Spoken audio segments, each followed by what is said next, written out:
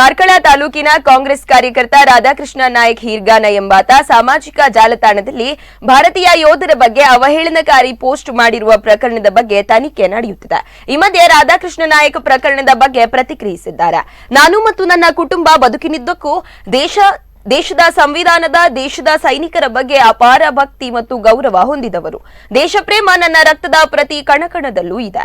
ಯಾರೋ ಕಿಡಿಗೇಡಿಗಳು ನನ್ನ ಹೆಸರಿನಲ್ಲಿ ನಕಲಿ ಫೇಸ್ಬುಕ್ ಖಾತೆಯನ್ನು ಸೃಷ್ಟಿಸಿ ಸೈನಿಕರ ಬಗ್ಗೆ ಅವಹೇಳನಕಾರಿ ಪೋಸ್ಟ್ಗಳನ್ನು ಹಾಕಿದ್ದಾರೆ. ಈ ಬಗ್ಗೆ ನಾನೇ ಸ್ವತಃ ಬೆಂಗಳೂರಿನ ಉತ್ತರ ಗಂಗಮ್ಮನ ಗುಡಿ ಸೈಬರ್ ಠಾಣೆಯಲ್ಲಿ ದೂರು ದಾಖಲಿಸಿದ್ದೇನೆ. ಬಳಿಕ ಕಾರ್ಕಳ ನಗರ ಪೊಲೀಸ್ ಠಾಣೆಯಿಂದ ನನಗೆ ನೋಟಿಸ್ ಬಂದಿದ್ದು, ಈ ಹಿನ್ನೆಲೆ ಠಾಣೆಗೆ ತೆರಳಿದಾಗ ತನಿಖೆ ನಡೆಸುವ ಸಂದರ್ಭ ಬೆಂಗಳೂರಿನಲ್ಲಿ ದೂರು ನೀಡಿದ ಬಗ್ಗೆ ದಾಖಲೆ ನೀಡುವಂತೆ ಕೇಳಿದ್ದಾರೆ.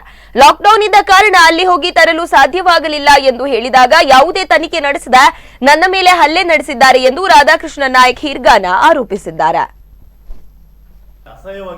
ನನಗೆ ಬೆಂಗಳೂರಿಗೆ ಹೋಗಕ್ಕೆ ಆಗಿರಲಿಲ್ಲ. ಅದರ ನಂತರ ಪುನಃ ಫೋನ್ ಮಾಡಿದ್ರು, ನೀವು ಕಾಪಿ ತಂದು ಕೊಟ್ಟಿಲ್ಲ ಅಂತೇಳಿ.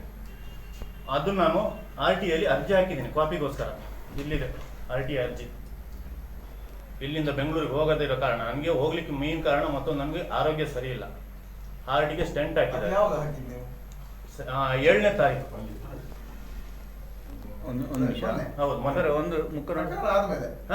ಪ್ರಕರಣಕ್ಕಿಂತ ಮುಂಚೆ ಒಂದು ದಿವಸ ಮುಂಚೆ ಇದ್ರ ಕಾಪಿ ನಾನು ತಗೊಂಡು ಕೊಡೋದಕ್ಕೂ ಹೋದಾಗ ಇನ್ಸ್ಪೆಕ್ಟರ್ ಸಾಹೇಬರು ನನಗೆ ಬಲವಾಗಿ ಕಾಲಿಂದ ಒದ್ದು, ಆಮೇಲೆ ಕಪಾಳಕ್ಕೆ ಇಲ್ಲಿ ಬಾರಿಸಿ ಇಲ್ಲಿಗೆ ಕಾಲಿಂದ ಒದ್ದು ಬಿಟ್ಟು ಕೆಳಗೆ ಕೂರಿಸಿದ್ರು. 3/4 ಗಂಟೆ ಅಲ್ಲ, 1.5 ಗಂಟೆ ಕೂರಿಸಿದ್ರು. 3/4ರಿಂದ 1.5 ಗಂಟೆ ಹತ್ರ ಕೂರಿಸಿದ್ರು. ಆ ಸಮಯದಲ್ಲಿ BJPಯವರು ಕೆಲವು ಕಾರ್ಯಕರ್ತನ ಫೋನ್ ಮಾಡಿ ಕರೆಸಿ ಅವರ ಮುಂದೆ ನನಗೆ ಅಸಹ್ಯವಾಗಿ ಬೈದು,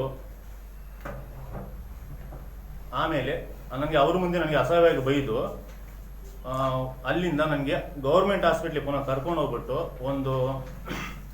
ಅವ್ರ ಕೈಲಿ ಒಂದು ಏನಂತಾರಕ್ಕೆ